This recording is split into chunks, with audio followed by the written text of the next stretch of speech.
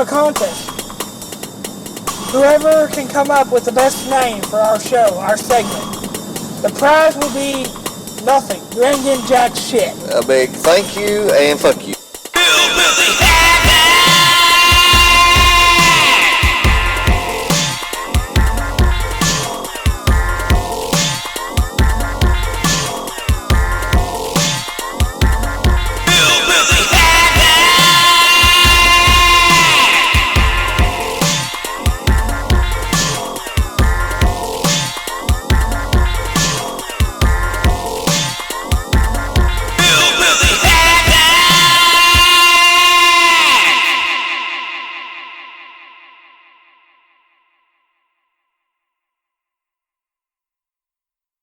Yep.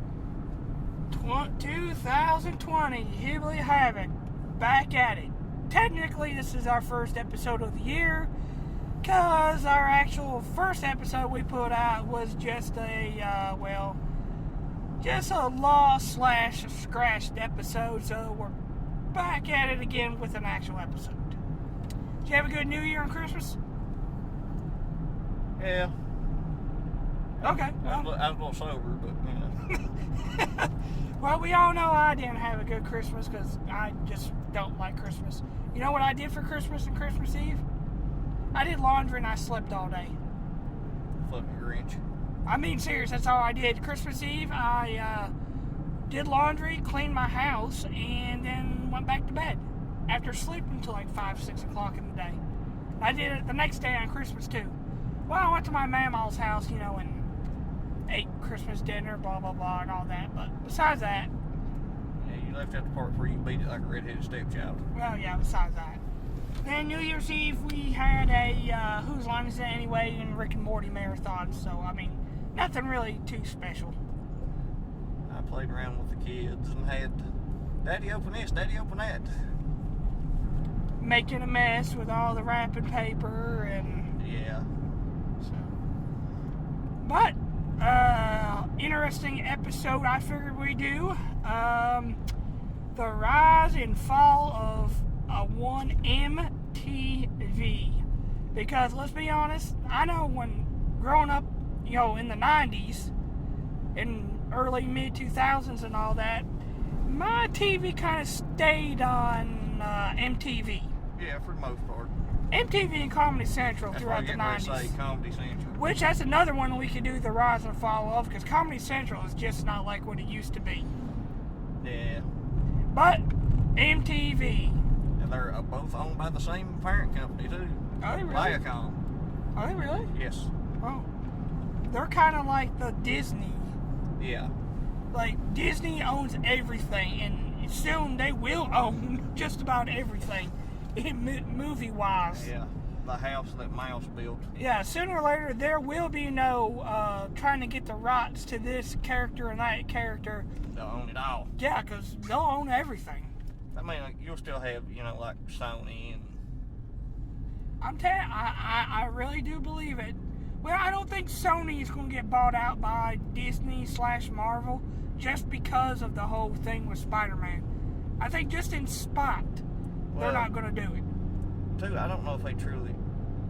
Disney might have enough money to buy Sony Pictures out, but to buy Sony out, that'd be... Because Sony's got their hands in a lot of shit. Well, before we get into talking about MTV, did you see the Morbius trailer? No, I have not watched Oh it. my God. So, first of all, I didn't even know they were making this movie. Because I know you come up to me at work and was like, showed me this thing where it's like, first trailer of Sony's Spider-Man spin-off Morbius with Jared Leto comes out tomorrow. I'm like, thinking to myself, when the hell did they even announce this was even...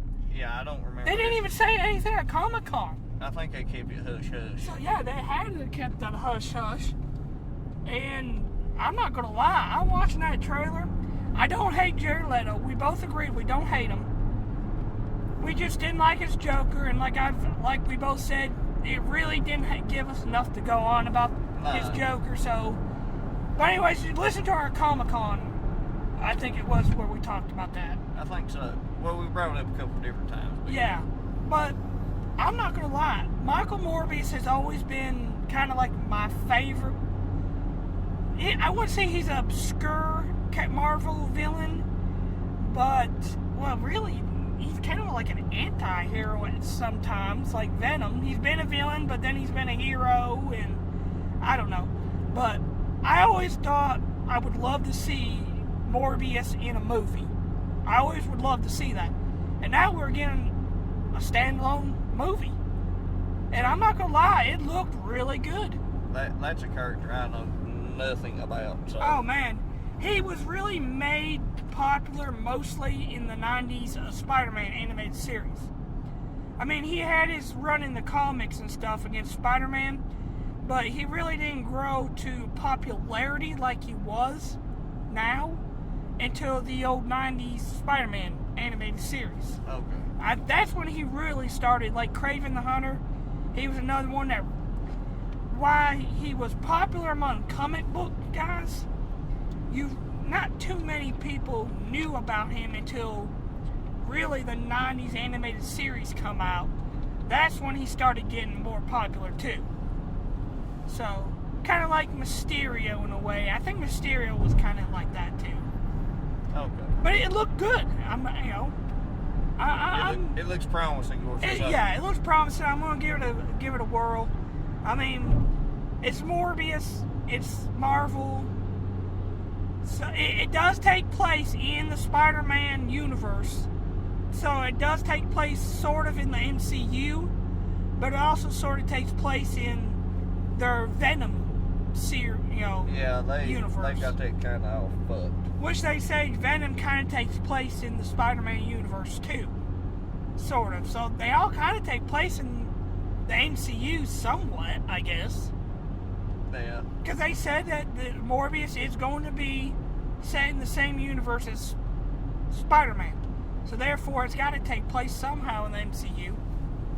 Who knows what kind of backdoor butt fucking going on there. No, but it does look good. It's going to be interesting to see. In the trailer that they showed, when they actually split second showed him as Morbius, the living vampire, in his transformation, for the brief second, it looked as true as you could get. Fun fact, though, in the animated series, they changed it from him sucking blood to plasma. Yeah. Because it, cartoon and all, cartoons back then, But anyways. But hell, they couldn't show that now. Yeah. Nowadays, people get offended by everything. But anyways, back to our topic. MTV. Music television. So, it launched in 81. Yeah. August the 1st, I think. Yeah. At midnight. Yeah, it was like 12:01 or whatever. Whatever, fuck off. But, it launched in 81. The first video was Video Killed the Radio Star. And I think the second one was a Pat Benatar movie. They even told the first 5 VJs, hey, you don't want to quit your job. Yeah.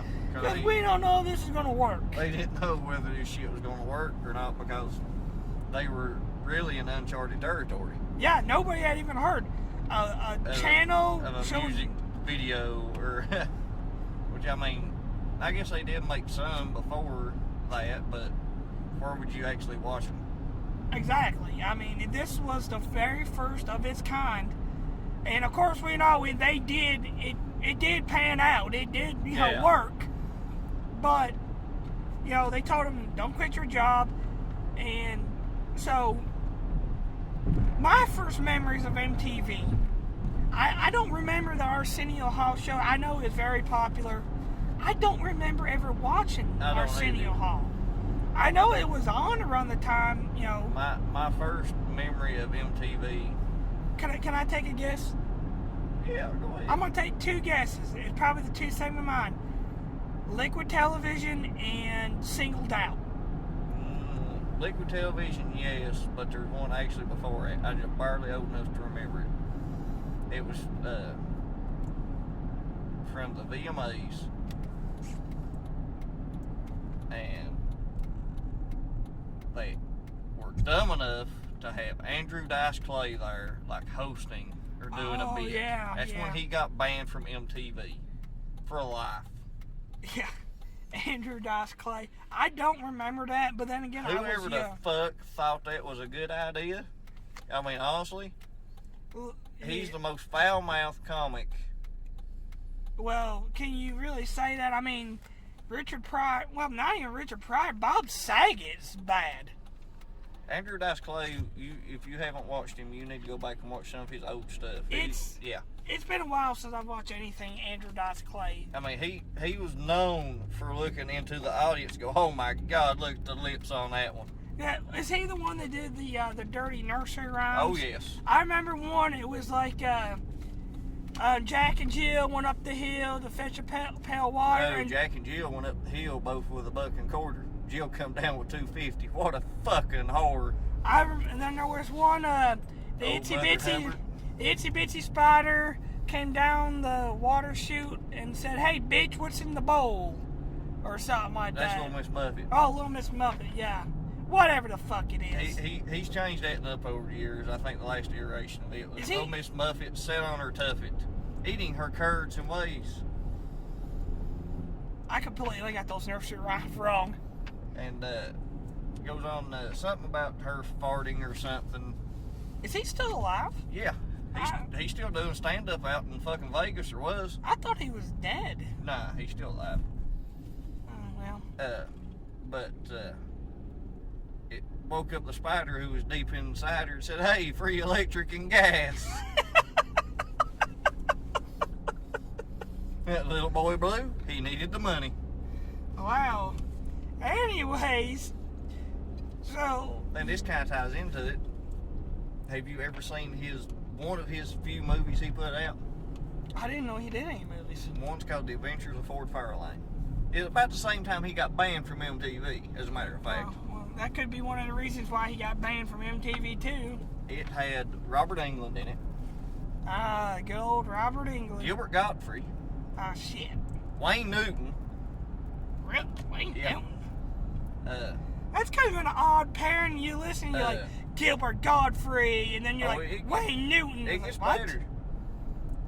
Lisa Marie Presley. Before... Elvis's wife. Yeah. She's in it. And there is a young black rapper that everybody knows his voice, but don't realize he used to be a rapper. Tone Loke's in it too. Who? Tone Loke. Wild Thing, Funky Cold Medina. Oh, okay. See, yeah, I don't know him by name. I just know that song. Well, I'm probably like everybody else, except for you. Everybody knows him from being an actor. Because you throw in fucking useless information like that. Like, you probably don't recognize this rapper. He did this song, this. No, nobody knows who the fuck you're talking about, JP, because everybody knows the song, not the guy. Most people don't even know the songs now. Well, they just know Wild Thing. Well, everybody knows him from Ace Ventura, Pet Detective. He was on that? Yeah. He was the black cop. Oh, that's him? Yes. Oh, that's shit. He's the one that did Wild Thing? And yeah, he was in, I think... Now that you say that, I hear the voice, and I do. He switched to comedy and acting after his comedic buddy died early. His best stand-up thing he's known for was Beavis Kids. Robin Harris. That movie's on Netflix right now. Robin Harris. Beavis Kids. Tone Loke plays the voice of the baby. Yeah, I remember the movie, but I can hear the voice now. Yeah. But yeah. But he switched to acting after Robin Harris passed away. Now that you say that, yeah, I definitely now can hear that cop talk. And I can, well, I did not know that. Only you would know something fucking like that. I've got the album at the house. Of course you do. Why not? Why wouldn't you? Right beside Digital Underground. Okay. But anyways. Which all ties into MTV, damn it. Yeah. But anyways, what I said I remembered was the only good dating game show, or really show period, that's ever really been good was singled out. And you think of the three famous people that come from that. Obviously, Chris Hardwick, you know, Talking Dead, he's been in a lot of things. Jenny McCarthy. That's the big one right there. But there was another one, I think, that you forgot, that I kind of forgot about. That she showed up in the later seasons after Jenny left. I don't know how many seasons, but I know it was towards the end. One Miss Carmen Electra. Yeah. She got her start there. You do remember that? Well, you know it, what? I thought I had something over you, fucker. Because it wasn't long after that she started doing Baywatch. Who, Carmen? Yeah. Oh, yeah, that's right. She did, didn't she? But yes, Carmen Electra. That's how she got her start. Jenny McCarthy blew up after that show. Didn't she get her own show on MTV or she something? Got her own the show Jenny on, McCarthy show or something? Yeah, she got her own show on MTV she hosted for a while. She posed in Playboy as a special thing. Wait, are we talking about Jenny or Carmen? Well, they both. Carmen Electra eventually did too, but you remember Jenny McCarthy done it first. Remember when she was on basketball and she was like, "You want to come over, help lay some carpet?" Yeah. And then all of a sudden you say, "Yeah," and she's actually laying carpet down. Yeah. Yeah, the sexual innuendos in that movie was hilarious. That movie's just great. And it was made. Well, it was made that way. You could tell she was taking what was said being literal, and it wasn't meant to be literal. Like her sucking the fucking chrome off a ball head. Yeah, she's like, "You want to come over and help lay some carpet?" And even then, I was like, I think my lobby could use a good polishing. I was like, okay. Yeah, it was complete. It was literally what she had said. Yep. So, yeah. There was that. Singled Out was a good show, though. From what I remember. Yeah, what I remember. I don't even remember how the show went, like how the contestants. I couldn't tell you either. Right. Well, now. I can tell you this. I remember it was one, guy, girl, whatever. And the first round would have like 50 people. 50 of the opposite sex, and they would kind of work their way down to one person. Yeah. Obviously. I mean, unless they went on a date with all 50 people, I don't know. Well, it depends, I guess, if they was a whore or slut or not. But, Well, yeah, that too. Well, too, anybody going on that show, I mean, you pretty well have to either be A, desperate, or B, a whore just or want slut. fame. Yeah. Well, of course, back then, MTV was still young. Well, I don't know. Back when that come out, it was... They had been around for... MTV was for established, yeah, so... They've been around for a little over a decade. Yeah. But, try to eat that Slim Jim there. Anyways. That's what it's called these days. Fuck you, motherfucker. Couldn't help myself. You left the door wide open and I just finished kicking it in. But, the other show, Liquid Television. Yes. So... It gave birth to two things. Yeah, but also, it kind of think of it as the way, it's kind of like the Robot Chicken of the day. Yeah. Like, it was just like short little animated, adult themed. One part of it wasn't animated. Tell where Headbanger's Ball got started too. Yeah. Headbanger's Ball. Eon Flux. Eon Flux, anime. And of course, the most famous one. Beavis and Butthead. Beavis and Butthead. Which spawned a spin-off in another show, Daria, based off a character. Mr. Anderson, the neighbor, is what Hank Hill from King of the Hill was based off. Yeah. And Daria was was a direct spin-off. Yeah. Mike Judge created, I think, all three of them. Yeah.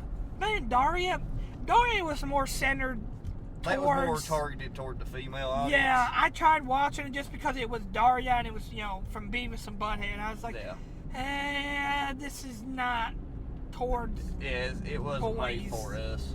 But, I mean, King of the Hill, obviously, was a huge hit. Yeah, it's toned down considerably compared to what Beavis and Butthead was. Eon Flux spawned its own show. I just remember it being really weird. But it's kind of a American take on Japanese anime, if I remember right. She was basically a scantily clad spy. Secret secret spy is you what know, she was. They made a movie about it years later. Yeah. The Had movie Charlize wasn't that. Theron in it. Oh yeah, it was. And she went around scantily clad, as you say. I like the movie. I like the movie. I like her. I wouldn't kick her out of my bed. But to me, she's no Jennifer Lopez. Or she's no Scarlett Johansson. Yeah, okay. Wasn't Scarlett Johansson in Ultraviolet? Or was that... No, that's Mia Djokovic. Oh, that's... Okay. Wow. Mike's going to kill me because... Because she was in The Fifth Element. Because he Resident loves Evil. that movie, I think. And... Because that was when Mia Djokovic was at her, when she had made her comeback off of The Fifth Element. She's one I don't find her very attractive. No. I mean, don't get me wrong, I probably wouldn't kick her out of the bed just because it's her and she's famous. Next. But I mean, Pass. I'd pass on her if she wasn't famous. I don't know. She's not a very attractive woman. I don't think she is. But yeah, Beavis and Butthead, man, Frog Baseball, the very first skit they brought out, it really, the whole cartoon was something that wasn't really very much heard of. It's something like The Simpsons, but you really didn't have a cartoon that was more... Well, The Simpsons hadn't been around no big long time when Beavis and Butthead started, really. No, because Simpsons was what? 4 seasons. Yeah, because they started in '88, I think. Yeah, late 80s, and Beavis and Butthead was around like 92, 93-ish maybe. Yeah. But it was unique because it was an adult-themed cartoon.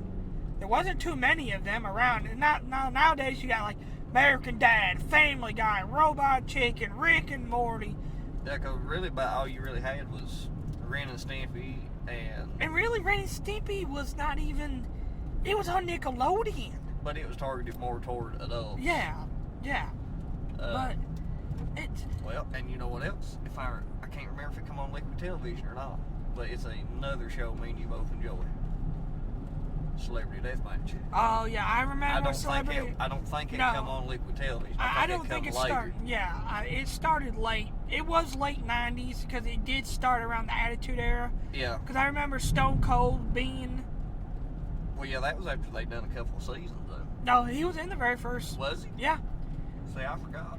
I remember trying to watch it on the streaming service, and it was like Stone Cold was in the very first 2 or 3 episodes. It wasn't on MTV long before it got transitioned to their sister network, MTV2. Oh yeah, because that's what spun out. That's where Beavis and Butthead eventually ended up going. Headbangers Ball went there. Yeah, but Beavis and Butthead eventually, it was already, I think, done. Because remember, they did try to bring Beavis and Butthead back a couple years ago. Yeah. Mike Judge did, and it just didn't work. It didn't work out too well, and I don't know why. I've watched a few of the episodes of these newer seasons. They were good, but they weren't that good. Because another thing about Beavis and Butthead I love is right in the middle. Oh yeah, they was always sitting on the couch and there was always music videos. Yeah, and they would make fun of the music videos. Well, some of them I liked. It just depended on what the fuck was Yeah. It depended on what asshole put in the VCR tape at night. Yeah. But I mean, they would make fun of the videos. So you got your music videos, you got your comedy. So I mean, you could see the popularity of this show was going to grow. I think the reason why it didn't work when they brought it back this past time is because look at how many shows more or less copied Beavis and Butthead's format. Yeah, and can you imagine some of these kids nowadays going, what the fuck is this show? Beavis and Butthead? This sounds so stupid. And they probably didn't even watch it and get any of the humor or anything for it. Yeah, they've been made for our generation. Yeah, so there's a whole generation gap right there that I think is the reason why it didn't. Probably. And look at a lot of stuff they were saying back then. Of course, they couldn't get away with a lot of, probably 95% of the stuff they come up in them, I am the cornholio. I need TP for my bunghole. Would that hold up? I don't know. As sensitive as people are nowadays, you never know. It's, who the hell knows? People get sensitive about every little damn thing nowadays, so you don't know if you would be able, Beavis and Butthead, I think. I don't know. think they was hoping that our generation would come back to watch it and just would laugh and everything in general. Well, I think most of our We don't generation have didn't even know that it was new true. episodes out. Yeah, because who the fuck watches MTV now?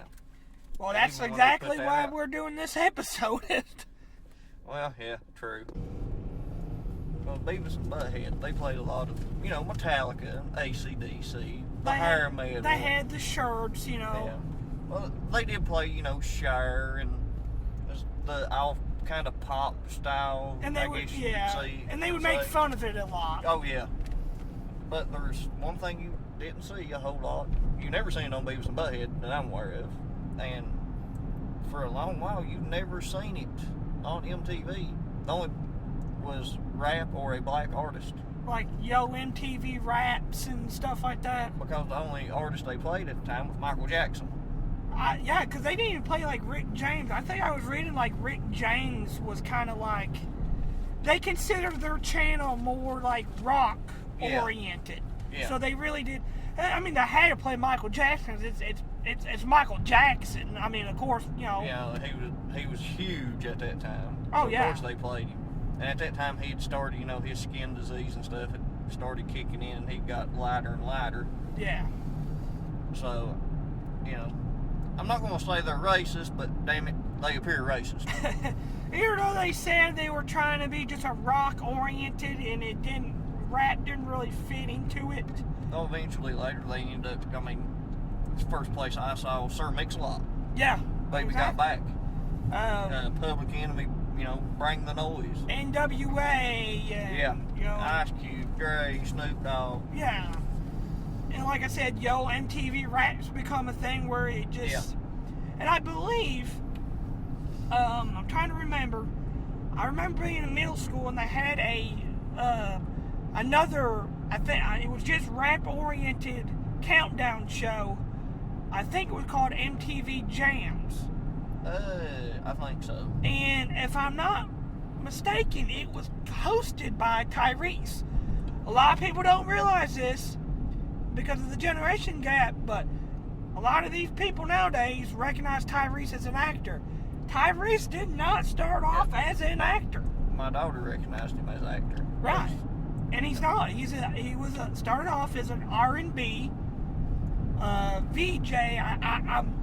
If I'm not mistaken, he was the host of MTV Jams. I think you're right. But I do remember seeing his music video, his first song. I remember seeing the video, and the song that he did was called Sweet Lady.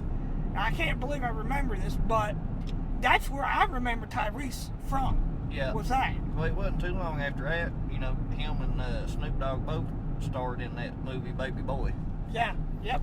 That's what really led to Tyrese acting. And He's wasn't more there one- famous for Fast and the Furious franchise Yeah. now. Started on Too Fast, Too Furious, the second one. Like I said, this whole generation does not realize Tyrese did not start off as an actor. Well, my daughter does now. Just like they don't realize The Rock was WWE wrestler. That's where he got his beginnings The from. most electrified man in Sports entertainment. No, he didn't say sports entertainment at the Well, time, not did he? back then he didn't, but when they changed it to They changed entertainment. a bunch of horse shit. Yeah.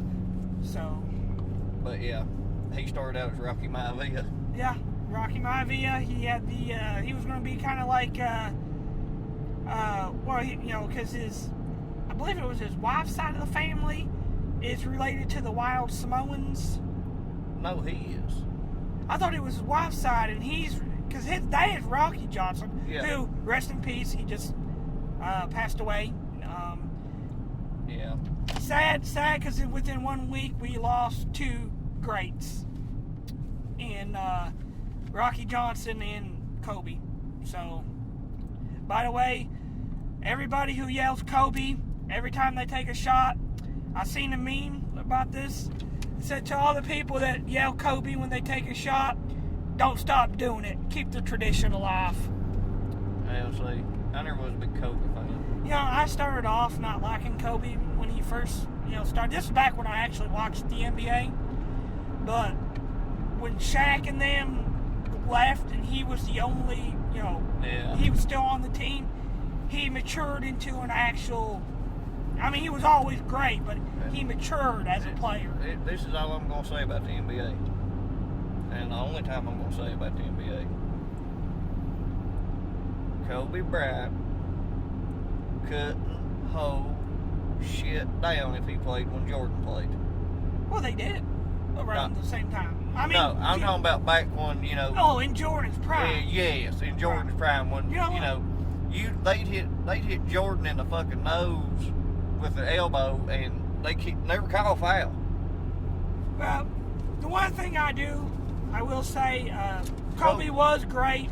He was a great ball player. Yes. Both of them in their primes playing each other would be a hell of a game to watch. A street ball game to watch.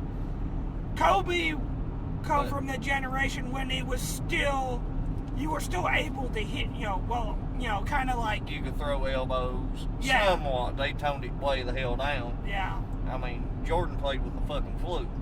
Yeah. And had one of his best games. Right. That was back when I actually watched the NBA. Yeah. I mean, but I was never really a big NBA fan, so, I mean... I was back in the day. But anyway, we're getting way the hell off topic. Yeah. But anyways, Tyrese, he started off MTV Jams, so... Yeah. MTV Jams. I'm trying... They kind of stole that to a point. Because a game that was out about the same time, what had come a few years earlier, NBA Jams. Oh, yeah. It was on Super Nintendo and Sega. Yeah. But I like the tournament edition. It was like, oh, Ma, he's on fire. Yeah, they kind of stole that. That's up as probably not as just one of the greatest sports games, but probably as like one of the greatest games of all time. Now, I'm not saying it's top 10, but it's definitely top 20. I would say. We have nostalgia for it because we played it. And it was like, 2-on-2 or 3-on-3? Yeah, it was 2-on-2. I can't remember. Yeah, it's been so long. It was 2-on-2. I haven't played it forever. Well, I remember they put it back on the Xbox 360 or something. You could do it play it on the arcade. Yeah, probably. But anyways, yeah. You had MTV Jams and, like you mentioned, MTV Raps. Oh, here's one we forgot about. MTV Unplugged. Yeah. I mean, of course, I didn't forget about it, but... Yeah. Everybody remembers the Nirvana Unplugged, which is probably the most famous one. I mean, they didn't just do it for Nirvana. A lot of people did. A lot of bands and stuff did Unplugged. I think Metallica done it. Yeah, I don't remember. I cannot remember all of them. It was real huge at the time, but there's a show that predated that. And it kind of showed a change, I guess you could say. Because MTV started Unplugged roughly about the time Headbangers Ball was dying out. Yeah, yep. And Headbangers Ball, this is how fucking wild it was. They literally had Rob Zombie on the show, I think, for 6 months or a year. Hosting / painting the fucking backdrop. Which back then he was in White Zombie. Wasn't he? Well, because that was early 90s. I don't think he made the transition to his own thing yet by himself. Or if he did, it happened while this was going on. Yeah. And we're talking about shows, and I'm gonna jump a little bit to something you'd forgot about. In the later years, MTV actually became a production company for films. Oh no, I forgot about that. I mean, I don't remember really off the top of my head some of the films. I'm pretty sure there's famous ones. Oh, I can name 2. I think the very first one they done was Beavis and Butthead Do America. Oh well, yeah, that goes without saying. I can't believe we didn't talk about that movie while we were. Well, Rob Zombie done the scene where they're in the desert dying. Oh yeah. Rob Zombie done all that. Right. That movie is so good. It's fucking wild. I'm pretty sure it's on Netflix right now. Actually, it is on Netflix right now because I watched it the other day. I'm watching it. And then fell asleep. I got the DVD. Yeah, I did too. I got the big Beavis and Butthead collection. Me too.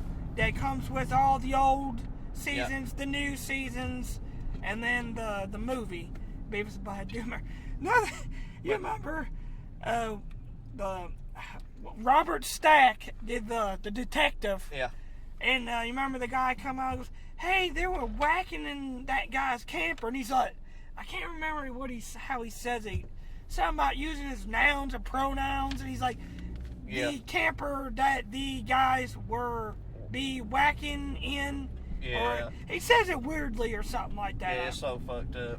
Or when what was in there? They're in Niagara Falls, and he's like, it says master control, and he's trying to read. He's like, masturbation.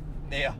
And he hits that button and the whole damn, doesn't it? Just like Robert Stack's character is obsessed with giving everybody a cavity search. Yeah. Rooter style. You're like, what the fuck?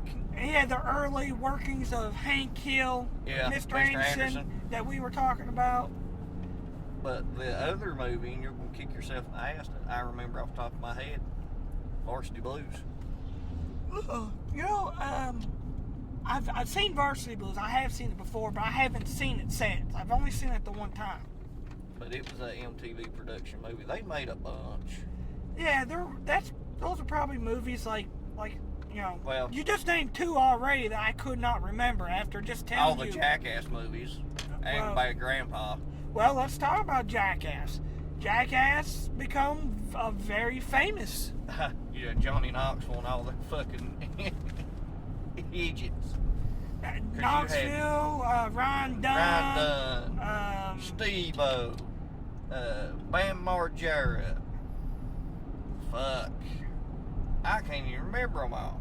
Wee Man. And which, speaking of, I'll wait until we're going to look too ahead of ourselves right now, but that did spark a spin-off of Viva La Band, which was, now, Viva La Band come out around the time, it was on Sunday nights, I'll never forget. It was early, mid-2000s, because you had Viva La Band, which I fucking loved Viva La Band. You had Phil and Don Vito, and he was always trying to piss Vito off. We work with the Don Vito. Yeah, we do, don't we? Yep. Yep. Yeah. But he might drive a blue F-150, just saying. With a lot of fucking antennas. Yeah. But but he was always. You remember the one episode where they tunneled underneath his house the whole episode. Oh, yeah. And then right at the end of the episode, one of the credits, Ron Dunn just popped up out of nowhere right in the middle of his living room while Vito was in the chair just watching TV. He just popped out of nowhere. He was like, rah, rah, rah, rah, rah, rah. Now, that sounds like somebody else we know. Yeah. But the one thing that I'll never forget, when they gave Vito his props, there was one episode called Vito's Revenge, where Vito finally gets his revenge by taking, I think it was the Lambo. It was either the Lambo or his purple Lambo. And he drove it off a quarry cliff. Yeah, that was after Bam had cut the damn roof off. Yeah, it was him and Mike Valet, a famous skateboarder, teamed up with Vito to try to, get revenge on Bam. And Bam, I'll never forget the end of the episode. Bam just was like, at the credits, he's like, you know what? It's like, I'm not even mad. He's like, congratulations, Vito, that was good. God, you remember the episode where they had the scavenger hunt and they had to be in teams? Can't remember. All that kind of runs together for me anymore. I used to own remember season of Viva La Band, and I would watch them all once a year, just go through them. Mm-hmm. And God, so many great. I remember one of the very first episodes. They got this brand new house. April and Phil did, and it was the castle. Yeah, well, it didn't start off like that. And Bam's looking at it, he's like, you know what? Would make this house look awesome. And Ryan Dunn's like, boy, he goes, let's tear down that door and build a fucking drawbridge. And April come home and it was like a fucking drawbridge there. Oh hell, she come home to alligators. Remember she come home and Bam and them one weekend turned the whole fucking house to a skate park. Yeah. Like there was ramps in there and everything. She come home freaking out. Yeah. Because it was a skate park. Yeah, Phil wasn't too happy about that, or the air horn on the toilet. Yeah. Oh, remember when the very first episode was Phil's bad day and him and Vito went to the drive-thru one morning, ordered breakfast, and Bam stole the van one night and put hydraulics in there. Yeah. And Phil and Vito were going down the road, and they hit the buttons because they were hiding, and they were trying to order food. All of a sudden, you see that van just up and down, and they loved it. They loved it. And then he took all of his white T-shirts and put like hamburgers on there. And then there was, he called every restaurant in town and told them not to feed Phil for the day. Oh, yeah, Phil was pissed. Yeah, he couldn't, and like, he would go to a restaurant and it would be like, sorry man, we can't feed you. And there's a picture of Phil that says, don't feed this fat fuck. Yeah. Him and Vito were trying to go out of town to get food one day. And there was like billboards up there, you know, don't feed this person. But after that, Punk'd was on. Yeah, I didn't care much for Punk'd. Just for one, I don't like Ashton Kutcher. You know, I think he's a dick. Really? Yeah. Dude, he does a lot of charity work and. Just because you do a lot of charity work don't mean you're a nice fucking person. Well, that's true, but I mean, there's a lot. I don't know. I was never a big fan of Ashton Kutcher myself, which I never did watch that 70s show. I tried. I couldn't. I can't say I wouldn't like it. It was just one of those shows that you just. There's more important shit to watch. You just don't. You've never gotten around to watching it. You know. I never could get into it. I tried. But that's where he got really his big break. But Punk kind of took him above. Yeah. You know. That, and then after Punk, you had Pimp My Ride. Yes. And I really don't need to explain. Everybody knows Pimp My Ride, what they did. They West Coast, you know. But that was kind of like, and then they half-aced a bunch of it. Right. They done. And then towards the end of that Sunday night thing, you had those. And then the last show was, I never did like this show either. I didn't think this kid was even funny. Andy Milonakis. I don't even remember it. Yeah, and they had because it was Viva La Bam. No, I think it was Punk'd, Viva La Bam, Pimp My Ride, and then the Andy Milonakis show was their Sunday night kind of lineup. Yeah. And I remember coming home and like me and Morgan would be talking about it in school that morning, Monday morning. But yeah, Andy Milonakis I didn't find him funny. He had that stupid theme song to shows like, I'm Andy you know. Yeah. It was fucking stupid. I think the Tom Green show was better than Andy Milonakis' show. Don't get me wrong, I like Tom Green. I like a lot of his movies, but his show was not very funny. No. I didn't care too much for the Tom Green show. No, his bum song was better. Yeah, it really is. I mean, even then, Better that than the show. still was like, man, this is kind of. Yeah. And I'm into that kind of humor, and you are too.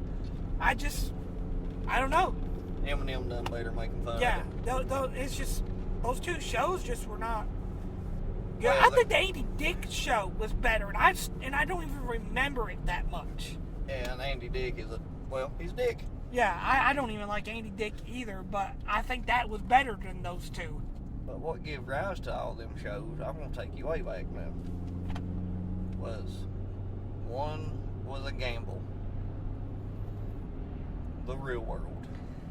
Real World and Road Rules. Two. Road Rules come later, Right. about 3 or 4 years later. Those are actually MTV's. They You were- can't say they're not. They Real were World is original. not its most popular show, and it was unique. At Nobody the had time. ever done the Real World before. No. Now it's just a wore out fucking trope. is it even around anymore? I don't even think Real World and Road Rules are even around anymore. Well, in spirit it kind of is, because look, you've got shows like Survivor, Yeah. Big Brother, The Bachelorette. You got all these fucking... Keeping Up with the Kardashians and... God forbid the fucking Jersey Shore. Look, we're getting ahead of ourselves. Fuck. That But come in around the time that MTV went to hell in a yeah, handbasket. yeah, stuff. We'll get to that. We'll get to that. But you know, it paved the way, and their other one that paved the way for a lot of things, TRL. One of the biggest music countdown shows that I think that's everybody. probably their most popular show, to be honest. It was always on when you come home from school. It come on like around 3, 4 o'clock, I think. Yeah, 3:30, 4 o'clock. Yeah, somewhere around there. The only thing I didn't like about TRL was I didn't like that they did not show the whole video. No, they always cut away to Carson Daly running his damn dick sucker. I mean, I like how they had the guests, and I like this, and I mean, you know, I don't think like Limp Bizkit and them would be as big if they didn't come on the show. Maybe not. They had. Well, I mean, can't they find were a better big, word. but you know what I mean? That show influenced a lot. Yeah, but I did not like the fact that they did not play the whole video. If all these people called in to vote for these videos, and you only show even the number one video, would only get like a minute of it. Minute and a half. Yeah. And, you know, and that was my biggest... Carson Daly was good on that show. But, of course, you know, once he left, that show kind of went downhill. Yeah. Because I think Dave Holmes took it over. I can't remember, to be honest. I think Dave Holmes and... Because I kind of quit watching by that point. Well, yeah. There was some other famous hot VJ that took a place of it too. Her and Dave Holmes. I can't remember. Not Tila Tequila, because this was before her. No. I can't. Ass. God, I can't remember. I remember they had a couple really smoking hot ones. I can't remember at all. It's just fucking bullshit.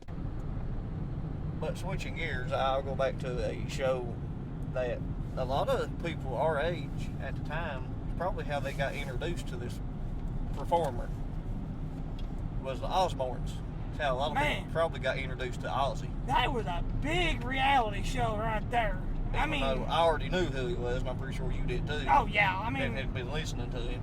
Yeah. But I mean, yeah, you're right. The Osbournes is.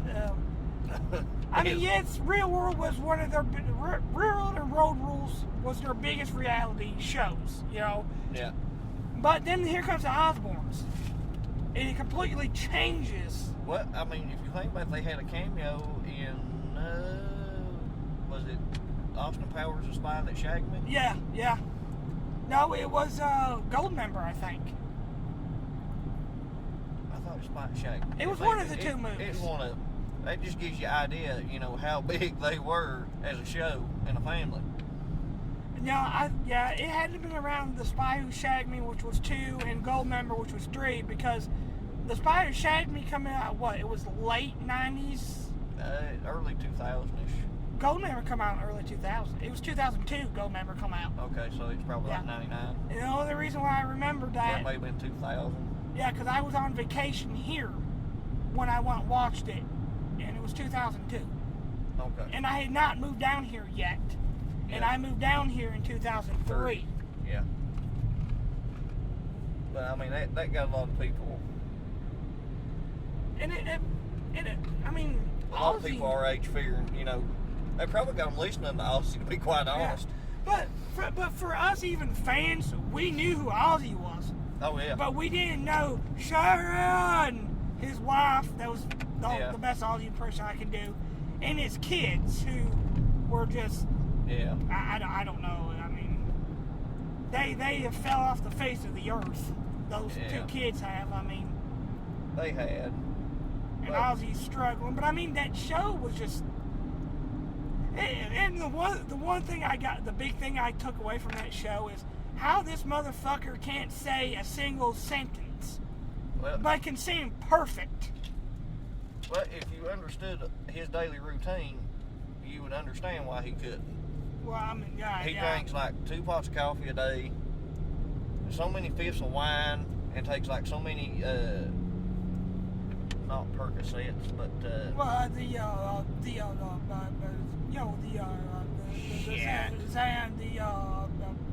I'm trying to do an Aussie impression. I can't do it right now, but essentially that's the way he does it. A bunch of Xanaxes. Yeah. Every day.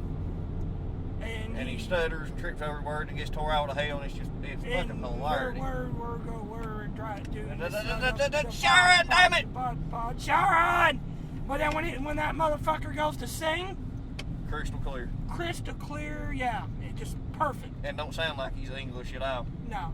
I mean, I never watched too much of it, just because, I mean, reality shows are not really not really my thing. Yeah. But I would watch it every now and then. When it was one of those shows that when I seen it on and there was nothing else to watch, You'd watch it. I'd watch it. Yeah. I had nothing against it. That's about like me and MTV Cribs. Yeah, that was another show. MTV Cribs was kind of like it was interesting. It was like Lifestyles of the Rich and the Famous, but for people our age and understood that generation, you know? Yeah, that music at them artists at the time. And then they went into movie stars and this and that, you know? It's pop culture, basically. You remember the Steve-O MTV Cribs? Where it was like his truck? Oh, yeah. But the episode was the MTV Cribs and he was showing off his truck. Because he was living in his truck. And the part I remember, and I'm sure anybody remembers if they watch MTV Cribs, when it always comes to the bedroom, it's always, this is where the magic happens. Yeah, exactly. I'm like, okay, I've heard that like every episode, every person. They always say that. Yeah, and they've always got to pull out a bottle of like Cristal or some bullshit. Yeah, Cristal or some kind of expensive liquor or whatever, you know. Like what the hell? That they probably don't even drink. It's just sitting there so they can just say they have a bottle of it. Yeah. You know? For looks, fucking posers. Or they might drink it and then go to the bedroom where the magic happens. Yeah. Which is code for fucking for you underage people that are listening to this. I thought we were Rated G podcast. I don't know. Rated G for goddamn we lie to you all. We would never do such a thing. Never. And you had True Life. Spit it out there, Ozzy. Yeah. Oh, yes, True Life. Now, I gotta admit, I like the True Life. True Life was basically what? It was like an hour and a half episode of like, I'm not joking, this was an episode. I remember I was telling you the other day when we were making the bullet points and you gave me the weird look. It was True Life, I'm addicted to porn. Yeah. And it followed, it's basically, A&E's intervention before. Yeah, exactly. It would follow, well, they said they were real people. Yeah. And would share their stories of being a drug addict or gay or addicted to porn. Yeah, exactly. I think they had one on there, was a car fucker maybe. Okay, no, I didn't know that. He was in love with his car. Like wanting to marry his car. I believe I missed that one about saying no to drugs. Yeah. Or what was it? True Life, I'm on mushrooms. Or True Life, I'm fucking crazy. I don't know. There's a bunch of them. Yeah, but it was interesting though. I actually really liked a lot of the True Life. It's interesting because one of them gave kind of paved the way to a show that come on right at towards the end when MTV stopped being good. We'll get to that. I'm a teen mom or so. Yeah. But anyways, let's finish with the good stuff. And one of the, I'll mention this one briefly in passing. Wild and Out, it was okay. Yeah, it was all right. It was nothing to really, write home about. Oh, I'll tell you one of my favorite, kind of, didn't last longer. I don't even know if they still do it or not, but WWE Tough Enough. Yeah, that's back me and you both was still in the wrestling, Yeah. and it was, you know, WWE and WCW. It's back when wrestling was worth a damn. Right. They kind of just took, you know, hey, these people, The Miz. Yeah. Well, The Miz started On the Real fact, World. Miz started on The Real World. Yep. Yep. And he carried that same persona on the whole way. He always called himself The Miz. Yeah. And I'm not gonna lie, I really enjoy The Miz. He's got some runs that I'm just kind of like, but he is pretty entertaining. He's passionate. He loves it. Anyways, Yeah. but we're not talking about wrestling though. But you know, it's back when we watched it, and it was actually worth a damn. Right. So have we covered all the good stuff? Yeah, pretty much. So now let's get into the goddamn horribles. shitstorm. This stuff started happening around mid-2000s. It's really when... Well, it started happening right about a year after me and you graduated, Yeah. give or take. Because, you know... It started about 05. Yeah. Because they started getting shows like 16 and Pregnant. Yeah, I mean, you still had Jackass, but... Yeah. My Super Sweet 16, Hey. which was basically following fucking bratty-ass Rich. teens turning 16. Rich fucking kids. You like that. ruined my party because that balloon is the wrong color. Yes, And although you've got me a brand new Lambo for my first car, but that balloon is wrong, and if you've ruined my life. And if I hadn't already mentioned what a shitstorm MTV was by this time, you also had the likes of the Jersey Shore, which is fucking horse shit. Bullshit! Yeah, that was stupid. And let's not mention some of the awful game shows they would put out. Next. So, well, no, I am moving on. I'm moving on to the game shows. Like I said, next. The game show. Oh, The dating game show next. Yeah, where one person would go on a date with 3 different people. And at any point in time, I could just say next. Yeah, or sometimes they get through the first date and not even say next. Yeah. Or you ready for this one? Room Raiders. Yeah, what clusterfuck. So, let me tell you, Room Raiders, you had one person seeking a date. It was male, female, whatever. And they had 3 likely prospects. They don't meet these people. No, they don't see pictures of these people either. They go into their rooms, their houses, All the pictures have been removed of them. and if I remember right. Yep, and they just judge who they want to go on a date with just by looking at the room. Now, I'm not gonna lie, it's kind of interesting, you know, It's kind of interesting idea in a way, you know, but also at the same time, it was fucking stupid. And then you had, you know, Teen Mom, Yeah, which kind of a spin-off of 16 and Pregnant. you know, and I think these shows were kind of more put out for the teenage girls. Well- Let's be honest, a lot of MTV throughout those years, you look at these programs, Jackass and Viva La Bam and, you know, and all that, these are kind of guy shows. Yeah, they catered toward them, and it's also when they played, you know, they were playing a lot more Korn and Limp Bizkit. Yeah. The kind of music we would listen to. Then they switched to the pop thing, which is more typically associated with the women. Even Real World and Road Rules were kind of Yeah, they guy kind of got that. shows, you know? Well, they kind of flip-flop later on, too. Yeah. You remember, what's that guy's name? Puck? What's his name? That got real famous from the first season or something? Oh, fuck, I don't remember. One of them, I remember Tech, what was his name? He was in Real World New Orleans, Return to New Orleans. And he got real famous, you know, Tech, obviously, he was, you know, black. Tech 9? Yeah, Tech 9. He had the weird colored hair. Yeah. I don't know, yeah. He got famous and ended up becoming a VJ. Hell, he's a damn rapper. Is he now? Yeah. Tech 9? I don't know if it's the same Tech 9, but I mean, it is. Well, there's a rapper named Tech 9. I ain't listened to him or seen him. I think his name was Tech. I don't know. I can't remember. I mean, like obviously, far. that was his, you know, his fake name, you know, his And- nickname. You know, let's not forget the drama show they had, Laguna Beach. Oh God, yeah, just like fucking Jersey Shore. It actually predicated Jersey Shore. Jersey Shore was like the East Coast hood rat version. Snooki and whatever the fuck their names were. Yeah. Snooki's not even pretty. I'm sorry. I don't care what I don't find her attractive at all. No. They were especially with that northern fucking accent too. Yeah, I mean it. Yeah. So yeah, it's just not.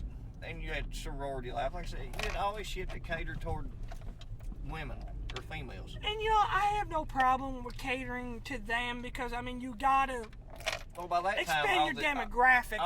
But all the shit the guys were into, was on MTV too, or yeah, so they moved a lot of our stuff, or even on VH1 for that matter. Yeah, because they're all owned by Viacom.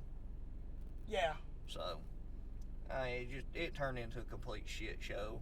It used to be a trendsetter, and it was the first of its kind, and now it's just, I don't even, the only thing worth watching on MTV anymore is fucking ridiculousness.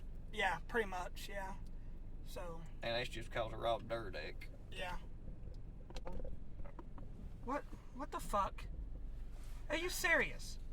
So this bitch is standing, she parks her car.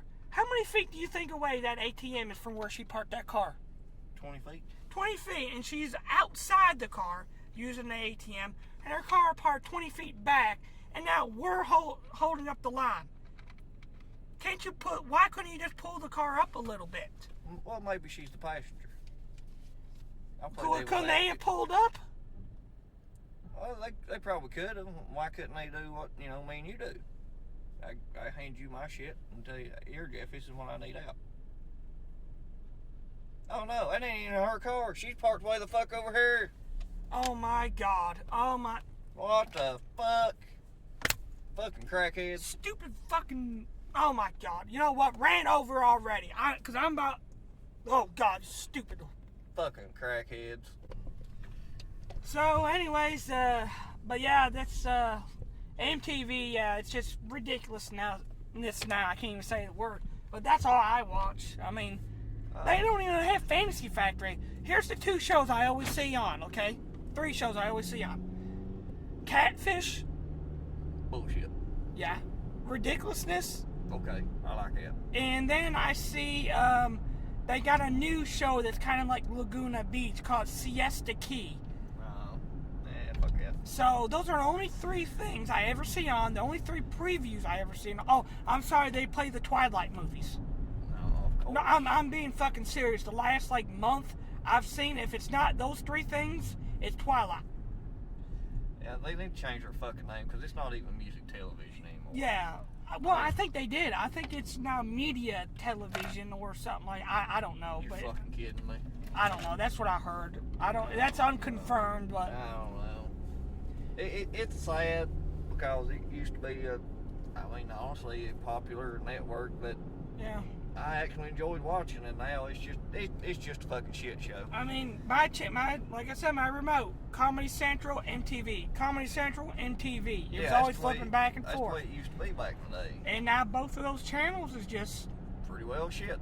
Yeah, I mean, Comedy Central still shows stuff like Chappelle's Show and South Park. Yeah, but they don't even show stuff like Reno 911. I never see it on. And no, they still show it. Do they? Yeah, but they kind of moved that around to try to compete with Adult Swim. Oh, okay. So, but anyways, guys, I guess we'll wrap it up. You can find us on Facebook, Hillbilly Havoc Podcast. Like I said, we are getting ready to be on all platforms here very shortly. About the next month or so. Yeah, as soon as I get my tax money back in and get me a laptop, that way JP don't have to do all the editing by himself because I am a prick and I make him do all that shit. Yeah, yes. You twist my arm, son of a bitch. I'm in. Not really, but I know a few things I'd like to be in this morning, but that's not here or there. Yeah, but anyways, but yeah, you can find, we're on, obviously, CastBox and YouTube, obviously. Yep. But Hillbilly Havoc Podcast. Give us a like, and subscribe if you like share us. Shit around. By the way, I checked our stats. We're up to 389 plays right now on Castbox. Wow. We are 11 away from 400. Thank you is all I could say. I don't know. I can say thank you, but you all are a bunch of sick motherfuckers. Unless they're just listening to us and making fun of us, which, I mean... I'm good with that, too. I don't give a damn. Yeah. We do this for more or less entertaining ourselves. Yeah. It's like one of the guys on the podcast page that I'm on. He was going on about how... he didn't say us, obviously, but he was posting stuff like, if you want to make a good podcast... You know, he says he's a professional, and he probably is. I don't know. He can professionally take a leak. You gotta have your audio clear. Look, we do it in the car because one, we think it's unique. Yeah, and two, it's convenient. It is convenient for us. The way we work, this is convenient. Yeah. That's why 99% of our episodes, or 98% of our episodes, really have been in the car. Yeah. There's only been a few that we've actually recorded. Yeah. You know. But at my house. It's convenient for us, and we enjoy doing it. So, I mean... And everybody we talk to really likes the fact that you can hear and tell that we're in the car. Yeah, so, I think we're unique in that, you know. So... Wow, we're really egotistical right now, so... all I can say is, fuck MTV now. Yeah. And on that note, a nice, big, pleasant... Thank you and fuck you. Goodbye.